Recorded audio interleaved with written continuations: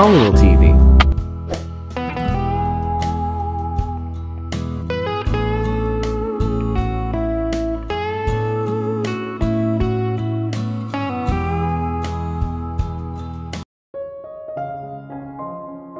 Mabilis na lumipas ang mga araw, parang isang banayad na hangin na dumaraan na hindi ko na naalala ang mga araw, at nagulat ako nang matuklasan na 2 linggo na ang nakalipas, mula noong matagumpay na operasyon ni Gabriel.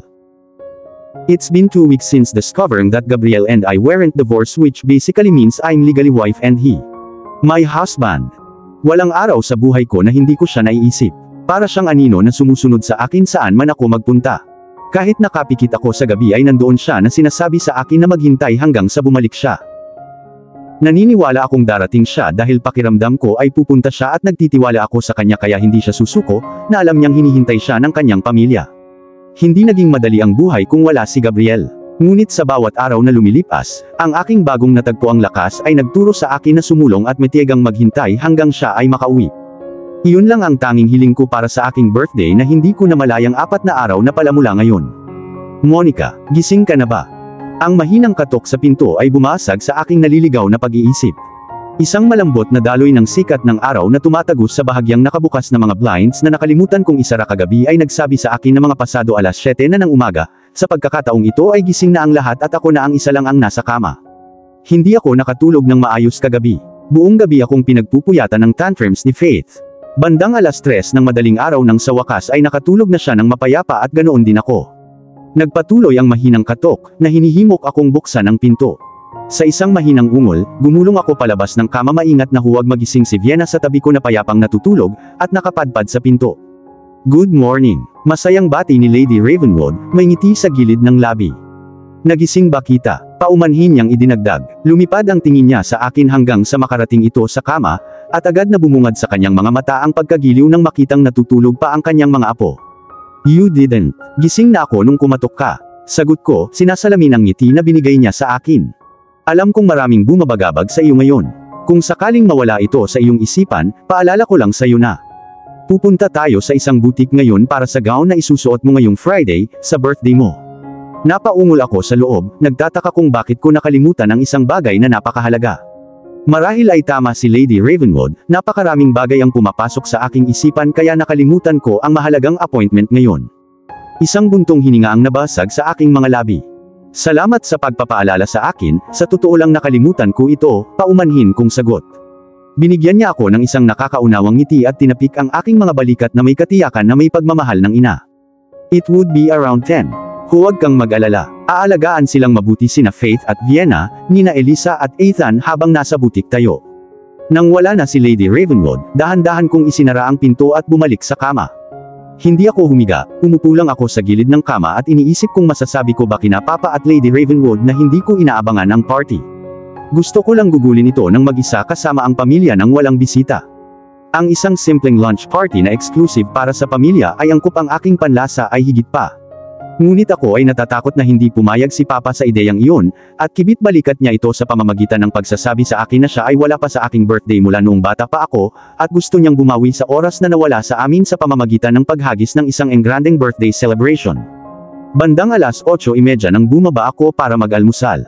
Nakaupo na ang lahat sa tapat ng mahabang mesa at ang bakanteng upuan lang ay sa amin ni Vienna. Hinila ko ang upuan para sa aking anak at pinayagan siyang maupo muna bago batiin ang lahat ng magandang umaga. Habang kumakain ang lahat, nagkwento si Papa tungkol sa negosyo at saka binanggit ang Hotel de Castillo na under construction pa. Iba't ibang topic ang pinag-usapan niya hanggang sa napunta ang usapan sa birthday ko. I decided to invite all my business associates and family friends. It's going to be a big party. Sabi ni Papa, napaungol ako sa kaloob-looban bilang pagtutol. Ang Gonzales Mansion ay dadagsain ng mga bisita kung iimbitahan niya silang lahat. Ipinagpatuloy nila ang pagtalakay sa lahat ng tungkol sa aking birthday, at nang matapos ay napag-usapan na ang lahat ng detalye patungkol sa celebration. Walang kahit isang detalye ang hindi naayos. Masquerade-themed ang party. Ito ay magiging lubhang exciting at tiyak na aasahan ko ito kung iba ang sitwasyon. Unfortunately, I wouldn't fully enjoy my own party because Gabriel wasn't there to share the precious moment with me. Ang event ay gaganapin sa Grand Hall at dahil ito ay maaari lamang magsilbi sa halos 500 mga bisita sa maximum, ang hardin ay bubuksan upang magsilbi para sa higit pa. Magkakaroon ng orkestra na magpapaganda ng dance floor. Nakapag-decide ka na ba sa kulay ng gown mo? Si Lola Melissa yun, umupo siya sa upuan sa tapat ko. Wala pa po akong pinipili, Lola, sagot ko sabay iling. Cobalt blue would compliment you, my dear. Masayang bulalas ni Lola Melissa matapos iangat ang isang basong tubig sa kanyang labi. Vienna wanted that color for her gown. I have to choose another color. Sa pagbanggit ng kanyang paboritong kulay. Lumiwanag ang mukha ni Vienna, at huminto siya sa pag-inom ng kanyang orange juice para tumingin sa amin ng nanlalaki at umaasang mga mata. Can I have the cobalt blue dress, Mama? Nahihiyang tanong niya, salit-salit na lumilipad ang mga mata niya kay Lady Ravenwood, Lola Melissa at sa amin. Of course, Vienna. Si Lady Ravenwood naman ang masayang sumang-ayon. Napangiti ang labi ni Lola Melissa at tumango siya bilang pagsang-ayon. Yes, you can have the cobalt blue for your gown, Vienna. It would suit your porcelain skin. We'll just find another attractive color for you, Mama's gown. Ngumiti si Vienna at ipinagpatuloy ang pag-ubos ng natitirang orange juice sa kanyang baso. In the end, napagdesisyonan na magsuot ako ng scarlet o maroon dress. Katulad ng kina Lola Melissa at Lady Ravenwood na napagkasunduan, ang red ay magiging isang nakagugulat na kulay sa kulay ng aking balat. Ang Belle Boutique ay isang dalawang palapag na gusali na pininturahan sa isang elegant combination ng silver at gold. Ang mga transparent na salamin na bintana ay nagbigay ng sulyap sa maaliwalas na loob ng lugar. Ang automatikong sliding door, ang pulang carpeted na sahig, at ang pininturahan ng mga dingding na may kulay na cream ay sumisigaw ng karangyaan. Namangha sa glamour na nakapaligid sa lugar, dahan-dahan akong pumasok sa loob, ang mga heels ng aking stiletto ay lumubog sa plush carpet. Welcome to Belle Boutique, bati ng mahinang boses ng babae. Inalis ko ang tingin ko sa sahig, inangat ko ang ulo ko at nakita ko ang isang maliit na babae na may matingkad na hazel na mata at malapad na nakangiting bibig. Hello, masiglang bati ko, naghihintay na sumunod si Lady Ravenwood sa likuran ko pagkatapos ng maayos na pagparada ng sasakyan sa parking area. How may I help you, miss? Magalang na tanong niya, lumawak ang matamis ng ngiti sa labi niya. In a curious tone added, you look familiar. Did we meet before? Bago pa man ako makasagot ay bumukas ang sliding door at pumasok si Lady Ravenwood, ang susi ng kotse ay nakalawit pa rin sa kanyang mahaba, payat na daliri. Automatic na napalingon ang mga mata ko sa likod ko, kung saan siya nakatayo. Napatingin din sa kanya ang babae, nanlalaki na ang mga mata nito bilang pagkilala.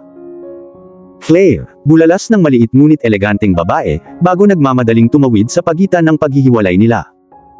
Belle, nagulat si Lady Ravenwood. Akala ko ba nasa Paris ka? Tanong niya. Tapos na ang bakasyon. Napabuntong hininga ang babaeng tinatawag na Belle. I would love to extend my leave and go travel but there's too many things to be done in here so I went as quickly as possible. Damn, you looked wonderful, Claire. Natuklasan mo na ba ang Fountain of Youth? Mas bata ka pa ngayon. Panipi. Tumawa si Lady Ravenwood. Namumula ang pisngi niya dahil sa papuri. Hindi ka nagbago, Belle. You looked great too. Mukha kang 18 at hindi 28. Ngumiti si Belle sa kaibigan. Remind me later para bigyan ka ng discount. Tawa ng tawa ang mga girls. Come here, darling. Ipapakilala ko si Belle, the designer of all this great work and the owner of this boutique. Sinenyasan ako ni Lady Ravenwood na pumunta at ako naman. Belle, this is Beatrix Gonzalez, the eldest and the only one daughter ni Alexander Gonzalez. Nanlaki ang mga mata ng designer, lumipad ang mga daliri niya para takpan ang nakabuka niyang bibig. Oh my God, you're the splitting image of Melissa. We've met before and it's during one of the party held in the Gonzalez mansion. Ngumiti ako kay Belle. Bigla ko siyang nakilala ngayon. Naalala kong nakita ko siya sa isang party. Masyadong maganda ang mukha niya para madaling makalimutan. Nagbasa rin ako ng iba't ibang mga articles at nakita ko ang kanyang mukha sa mga magazine na nagtatampok ng kanyang pambihirang at pambihirang mga disenyo. I'm Belle Youssef. Hinawakan niya ang kamay niya at kinuha ko ang pribilehiyong makipagkamay sa kanya. Siya ay may maganda, makinis na mga kamay. Nagpunta kami dito para maghanap ng gown na masusuot niya sa birthday niya.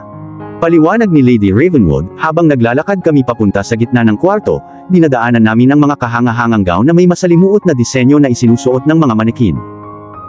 Oh, I would love to show you my best collections. Please follow me, sabi ni Belle at sinenyasan kaming sundan siya sa VIP area na nasa second floor. Sa sandaling dumapo ang tingin ko sa off-shoulder lace gown, na in love agad ako dito. Ang malambot at makinis na tela ay kumikinang ng kahanga-hanga sa ilalim ng liwanag ng chandelier, na lalong nagpaganda sa katangi-tanging scarlet na kulay. Ang off-shoulder sleeve ay magandang bumabagsak sa mga braso ng manekin sa isang mapang-akit na paraan. Sa pangkalahatan, ang gown ay simpleng ngunit napaka-elegante. Ito ay may hugis pusong harap at isang pabulusok na neckline. Ang hiwa ng brilyante sa likod ay naglalantad ng kaunting balat. Ngunit hindi nito binago ang katotohanang humihinga ito at gusto ko ito. Napakaingat, inabot ko ang damit na suot ng mga manekin, at naramdaman ko ang pamilyar na lambot ng tela sa ilalim ng aking mga daliri.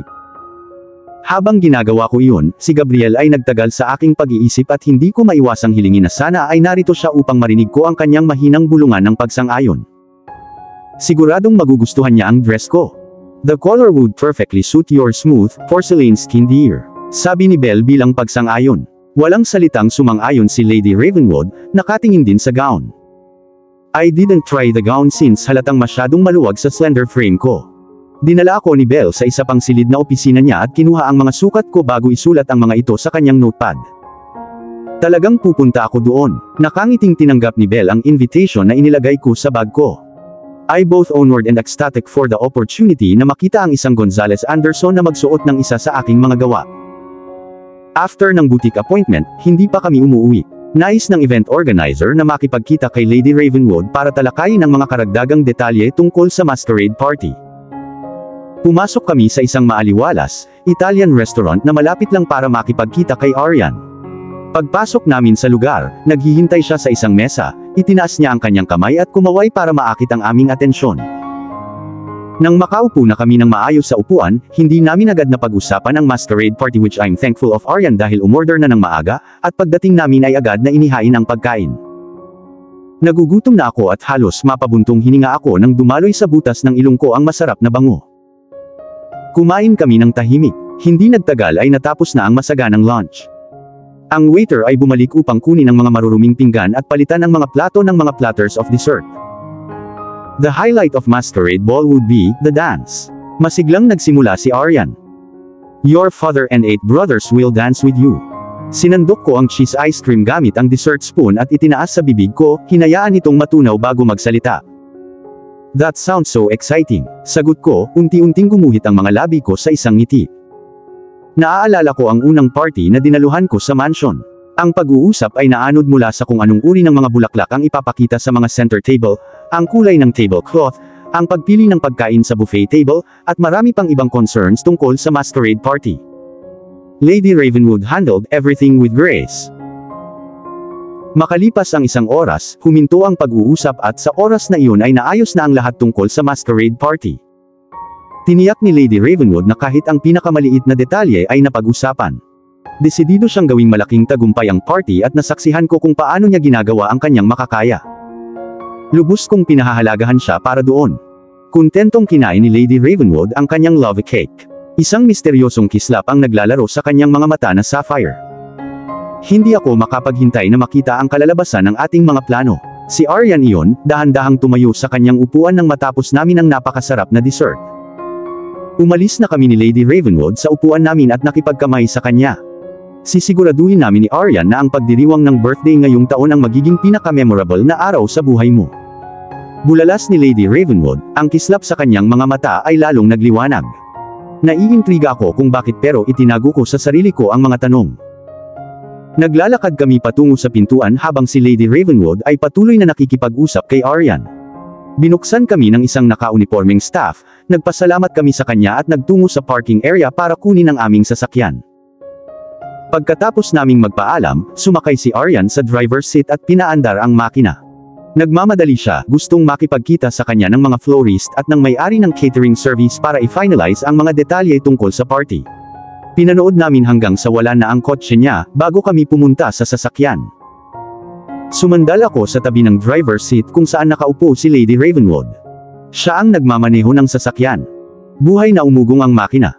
Nang ang sasakyan ay maayos na umaandar sa mapayapang kalangitan ng hapon, nagsabi si Lady Ravenwood tungkol sa party, at kung paano siya hindi makapaghintay na makita akong naglalakad pababa ng hagdan na may enigmatic scarlet gown. Pinakinggan ko siya ng mabuti, napansin ang walang sawang sigasig sa kanyang tono. Hindi ko mapigilang mapangiti sa tuwing may sinasabi siyang nakakatawa. Ang pagkakaroon ni Lady Ravenwood sa akin ay tulad ng pagkakaroon ng isang ina, at isang matalik na kaibigan sa parehong oras. You've been silent my dear. Hindi ka ba masaya? Tanong niya sabay tingin sa akin bago itinuon ang atensyon sa daan. Biglang tanong nito na ikinagulat ko. It took me a few seconds to respond, I'm happy Lady Ravenwood.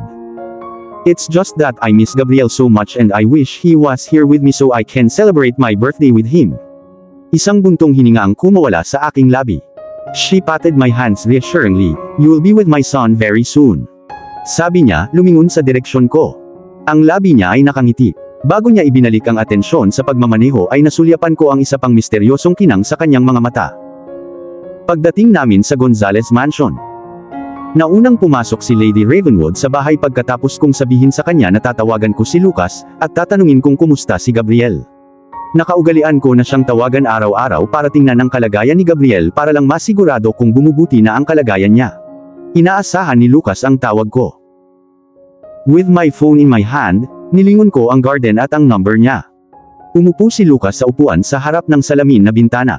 Ang lungsod ay kumikinang ng maganda sa ilalim ng isang napakagandang gabing puno ng bituin sa kanyang harapan. Nasiyahan siya sa eksena, nagbigay ito sa kanya ng kapayapaan at inalis ang kanyang isip kay Alexandria, ang kanyang asawa. Ang luminescent na scarlet liquid sa baso ng wine sa kanyang kamay ay kumikinang laban sa liwanag. Nabigla siya na itinaas niya ang baso sa kanyang labi at nilasap ang tamis ng vintage wine. Halos ipikit niya ang kanyang mga mata nang dumausdas ang mainit na likido sa kanyang lalamunan. Nakaagaw ng atensyon niya ang tunog ng pag-vibrate ng phone niya. Alam niyang tatawag ito. Inabot niya ang phone niya sa ibabaw ng round table sa tabi niya at pinindot ang answer button. Katulad ng dati, tinanong ni Monica kung kumusta si Gabriel. Sinabi niya sa kanya ang totoo. Gabriel is doing fine and his condition is getting better every day. Kontento siyang nakinig habang sinasabi nito sa kanya ang tungkol sa progress ni Gabriel. Tuwang-tuwa siya nang marinig ang mahimalang improvement ng kanyang asawa na halos maisip niyang pinupunasan nito ang mga luha sa gilid ng kanyang mga mata habang nakikinig sa kanyang paliwanag. I'm happy he was fine. I'm praying that his condition will continue to improve. Mahal mo ba si Gabriel? Tanong niya. Nagkaroon ng mahaba, nagulat na paghinto. Oo, bulong niya. Nasabi mo na ba sa kanya na mahal mo siya? Nagkaroon muli ng maikling paghinto.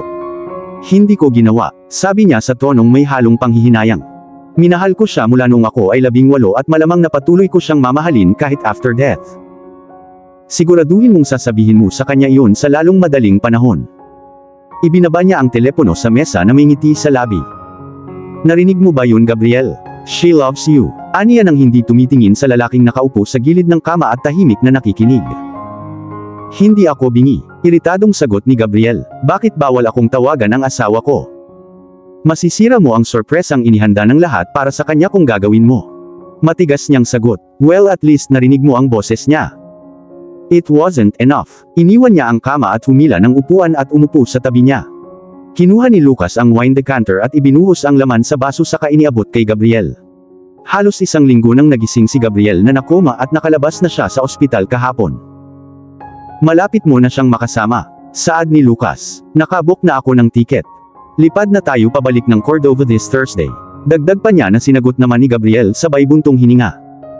Hindi ako makapaghintay, ang bawat araw na hindi siya nakikita ay pahirap.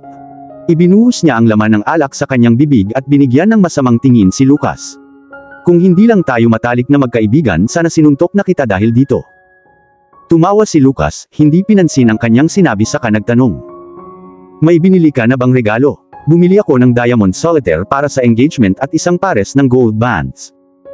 I'm looking forward to become the best man.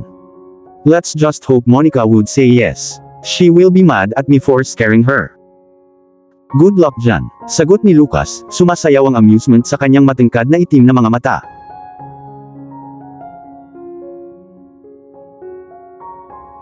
At dito na po, nagtatapos ang part 67 ng ating kwento. Sabay-sabay po nating abangan ang susunod na kabanata. Maraming salamat po. God bless and stay safe.